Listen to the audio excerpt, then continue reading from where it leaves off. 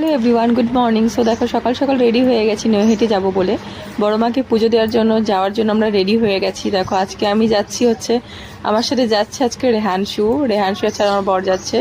So দেখো আমরা ready হয়ে গেছি অলরেডি। তো এবার বেরিয়ে পড়বো বাইক নিয়ে। আমরা দেখো বাইক নিয়ে অলরেডি বেরিয়ে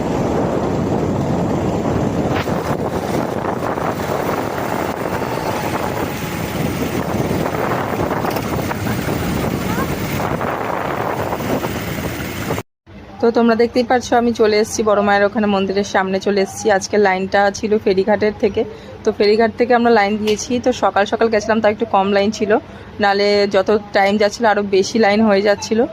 সো দেখতেই পাচ্ছ আমরা লাইনে দাঁড়িয়ে পড়েছি। আর আজকে গেছিলো আমার সাথে রেহানশু মানে ও বেচারা না খেয়েছিল, তো ওর নিজেরই খিদে পেয়ে গেছিলো, জল তেষ্টাও পেয়ে গেছিলো, তাও ও এত রোদের মধ্যে লাইন দিয়ে দাঁড়িয়ে পুজো দিয়ে তারপরে ও খেয়েছে।